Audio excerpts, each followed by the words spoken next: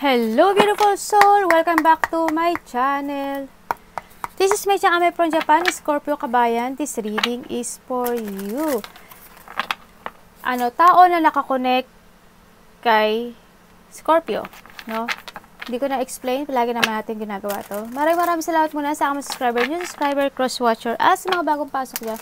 Welcome na welcome kayo sa bahay ni Ate Ami. Maraming salamat din sa nakakataba ng puso nyo mga comments. Sa halos lahat kayo is blessing.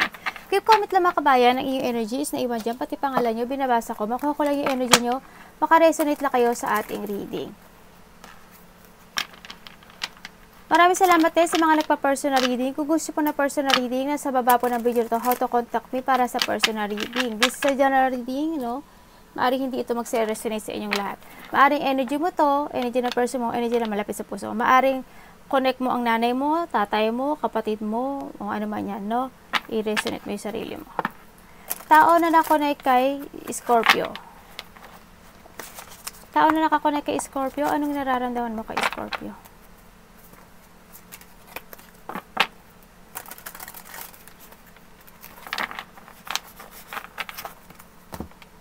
Show me, show me, show me, show me. Tao na nakakonect kay Scorpio, anong nararamdaman mo kay Scorpio? Hala. The Seven of Wands in reverse. Okay? Anong intention mo kay Scorpio? The Chariot. And the Four of Swords. Anong behavior mo towards Scorpio? Two of Swords. Scorpio, anong nararamdaman mo sa tao na to? Bilis Star. What is the blind spot sa koneksyong ito? Maaring ikaw to o siya, no? Blind spot? The Empress. Okay. Ano energy mo, Scorpio, this June 2024? And, syempre, the Five of Swords. Ano naman ang advice sa universe? Ano po advice nyo kay Scorpio this June 2024? Please show me. The Sun and overall energy po ni Scorpio this June 2024. And the Page of Pentacles.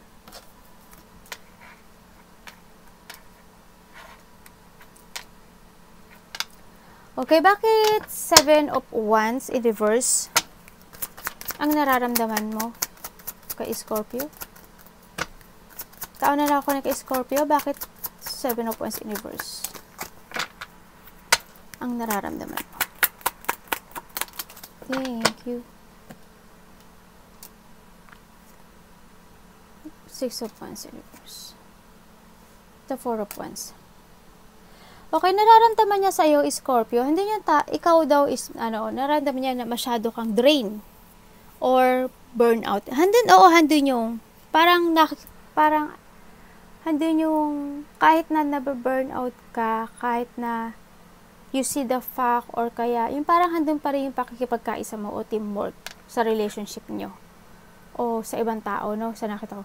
And then, nakakita rin niya na hindi ka masaya. Nararamdaman niya, Scorpio, na hindi siya welcome sa'yo. Wala yung saya, unsupportive. Unsupportive naman kasi nakita ko yung teamwork, pero siguro handun yung alam niya na parang ayaw mo pero ginagawa mo. Alam mo yun? Parang wala na lang away, wala na lang gulo, ganyan, para lang magkaisa. Kahit hindi ka masaya, kahit ayaw ng puso mo, handun ka. Oo, parang you sacrificing your happiness. Kasi why? You have responsibilities. Nakakita niya rin, alam din niya na stress ka, Scorpio. Stress ka, maraming struggle, maraming inaalala, maraming responsibilidad. Handun din yung sa part na parang nagkakaroon ka ng mental trap or parang wala sa ngayon, wala kang mapuntahan or wala kang pwedeng puntahan, parang ganun. Kasi nga, because of the responsibilities, because of sa mga problema, ganyan. Parang ganun lang, para lang magkaisa, walang gulo. Nakipag-teamwork ka na lang, handun ka lang. Pero exhaustion. Parang handun yung part na, oo, sige, fine. Ayaw mong manindigan sa gusto mo mangyari. Daw, oo, yan ang nakita ko. Medyo medyo intense to. Tingnan natin si Four of Swords at si Chariot Universe. Bakit Four of Intention? Four of Swords and Chariot Universe.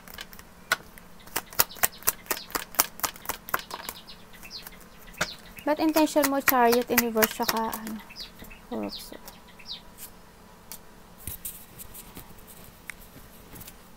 Okay, intention niya sa'yo,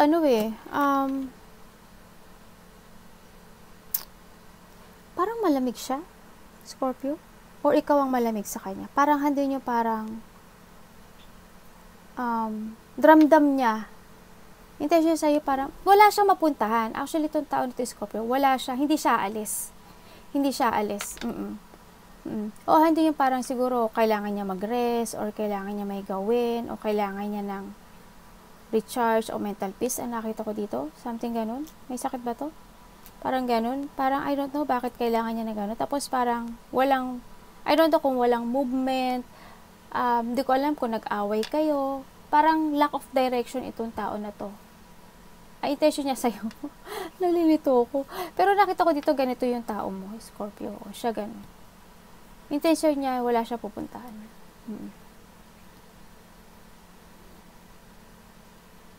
I don't know why, parang intention niya is I want to fix something.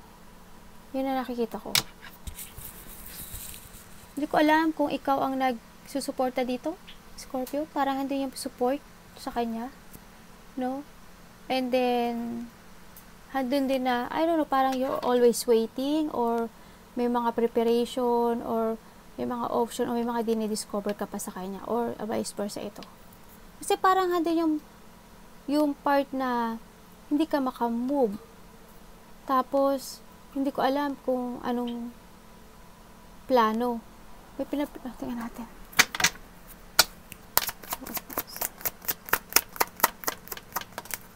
Bumaligtad pa.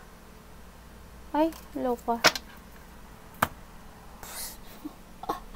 Ay, naku po. Ano ba yun? Okay, ibig sabihin, dito sa relationship na to, may naghari-harian. Sa relationship na to, may naghari-harian, may matigas ang puso, may naghihigpit, something, may kalupitan, and then, someone din dito sa relationship na to, umiiwas, avoiding something. Maybe conflict, pag-alis, separation, maaaring ganon, pag-aaway. And then, sa nakita ko rin dito, may tao na naging tanga, o nagiging tanga. Okay? Ayan, mga wake up. Two of Swords. Bakit Two of Swords behavior mo?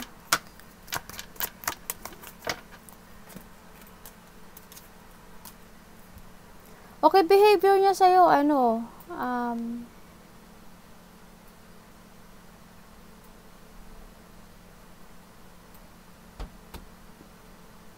takot siya eh. Hindi, God.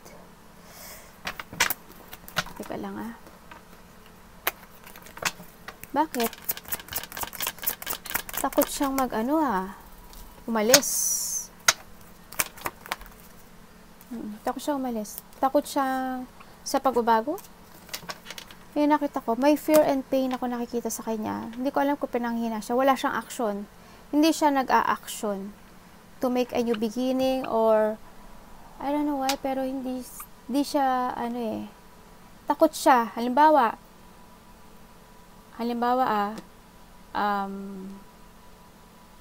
gusto ko ng trabaho. Maring vice versa to, maring gusto ko trabaho o gusto ko umalis. Hindi siya makaalis. Ito tao na to hindi makaalis. Kasi why? Natatakot siya sa magiging kalalabasan ng decision niya. Yun na nakikita ko. Gusto niya na pagbabago, pero Hindi niya kaya. Yun ang nakita ko. Kahit gusto niyang mag-move or mag-action sa gusto niya, hindi niya kaya. Natatakot siya. Bakit the star ang nararamdaman mo sa taon na to, Scorpio? Ano po yan, nak? Bakit the star?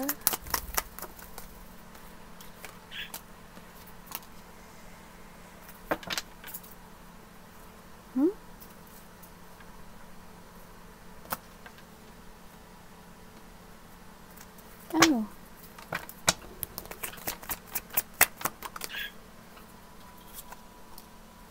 Okay. Medyo, ano to ah? Okay. Ibig sabihin, nararamdaman mo sa tao na to, may something sa kanya. Mystery person. No? And then, hindi siya nakakatulog. Palaging nag-iisip every night. May ginagawa. Alam mo, kung titingnan ko to, ang meaning sa akin nito, sitwasyon na to, Scorpio, yung tao mo, hindi siya totally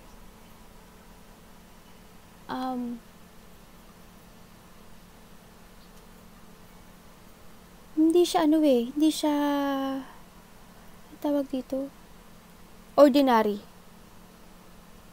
Hindi ko naman sinasabi multo, no? Kumbaga, may ability siya.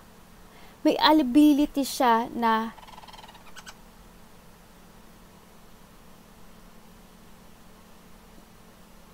hindi alam ng iba.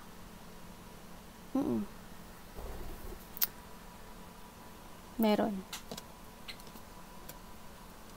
Tanongin niyo yung person niyo. May ability siya na hindi kaya ng iba. Alam niyo na yun.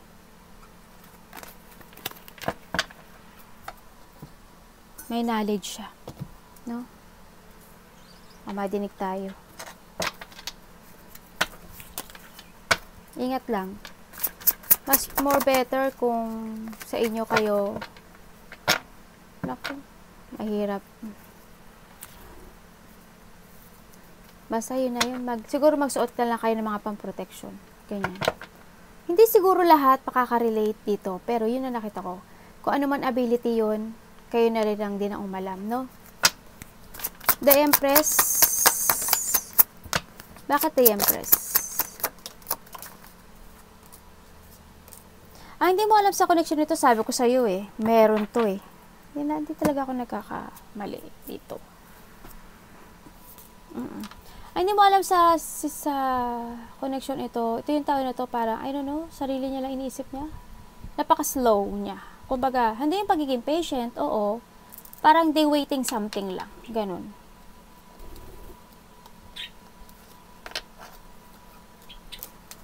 Nakita ko masaya naman ang energy. Bakit ano? May hinihintay daw siya. Sino to?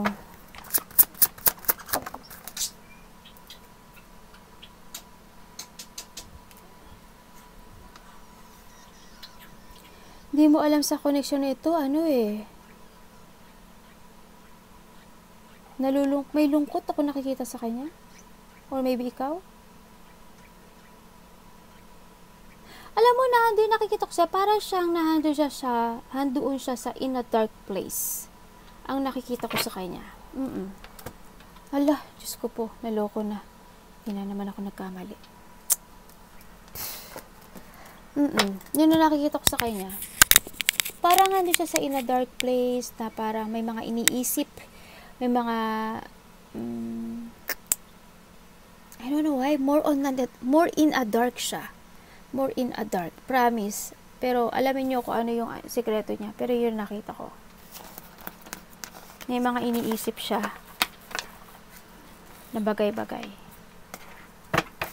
I hope walang effect sa inyo. Well, hindi kayo lahat to kasi hindi nyo to energy, ha?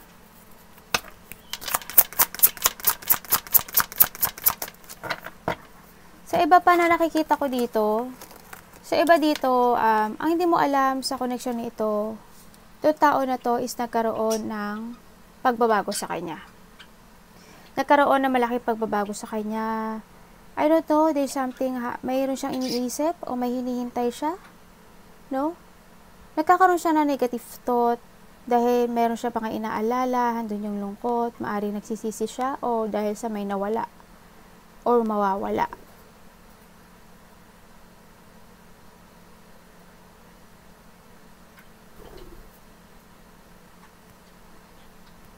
May mga iniisip siya na solution o gagawin sa buhay eh. Yun ang nakikita ko. Pero ang laki ng pagbabago sa kanya.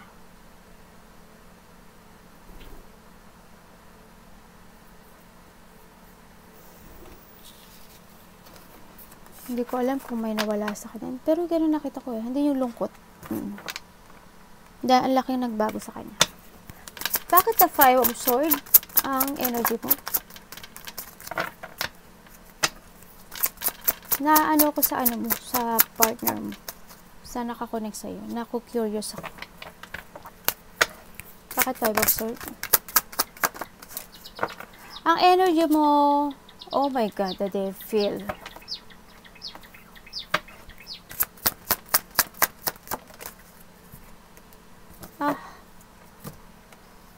The Moon. Okay, ang energy mo, ano?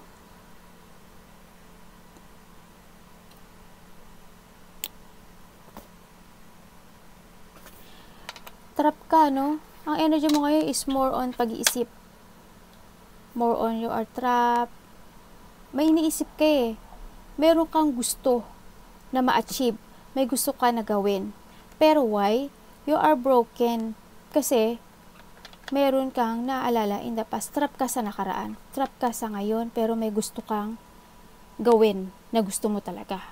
Pero, hindi mo kayang gawin. Kasi, nakita ko dito, wala kang kilos. Or, trap na trap ka. You're always feeling sad and heartbroken sa nakikita ko dito. Yun na nakikita ko dito. Pag-iisip every night, hindi nakakatulog. Hindi ko alam kung ikaw is may addiction. Hindi ko alam kung ikaw is palainom ng alak. Hindi ko alam, baka iba dito, gano'n na, palasugal, mahilag sa material, or temptation, ganyan, nakikita ko dito ha. Meron kang inaasam, pero hindi pwede, o hindi pa pwedeng maganap. No, sa nakita ko dito. May gusto kang hiwalayan, pero hindi mo magawa. Niisip mo kung tama ang gagawin mo o saan ang tama mong direction sa buhay. Bakit the Sun ang advice sa'yo ni universe? Bakit the Sun? Ang advice sa'yo ni universe, sabi niya dito, be happy. No, be happy, enjoy life, and syempre dito, sabi dito, wag ka daw mag-guilt, wag ka magkaroon ng self-doubt, kumbaga, you need to be awake and transform, masiging masaya ka lang daw. Alalahanin mo daw yung mga bad memories, good memories in the past. And then, sa part na yun, pumulot ka ng aral. No? Kumbaga, halimbawa ngayon, ang dami mong problema, ang dami mong iniisip. Alalahanin mo yung nakaraan. Yung nakaraan, mas marami kang problema kaysa sa ngayon. Yung nakaraan, ang daming problema, pero naka-exist ka doon. Nakayanan mo. Why not ngayon pa, 'di ba? Kaya sabi dito, be happy. Be happy, wag kang mag-regret, wag mong i-hate yung sarili mo, wag kang magkaroon ng self-doubt. Wag mong isipin na, kumbaga, you need to trust yourself. Trust yourself, be happy, and yun nga, kumbaga, reminiscing the past. Tsaka, forgiveness, no? Sa nakita ko dito. Bakit ang Page of Pentacles, Universe, ang overall niya? Bakit po Page of Pentacles ang overall energy ni Scorpio?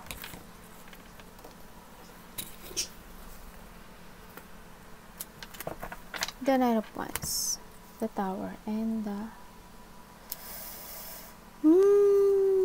okay, ang energy mo ngayon is to focus and to make it action. Take it action. To make it real lahat ng gusto mong mangyari sa buhay mo. And sinasabi rin dito na huwag kang susuko sa lahat ng hamon ng buhay. No? And magpakatotoo ka sa sarili mo. Don't hide your feelings, make a new, hanapin mo kung saan ka magiging masaya. Yan ang sinasabi dito. Kasi nakita ko sa'yo dito, sobrang ang dami mong dipon, hindi ka nagiging totoo sa sarili mo, hindi ka masaya, kumbaga nagkaroon ng mga responsibilities or mga stress, struggle sa buhay mo. No? Yun. As in, ang dami mong responsibilities na nakaaklang sa'yo. Yun na nakita ko to. Basta don't give up lang, no? Sa nakita ko dito. Bakit po?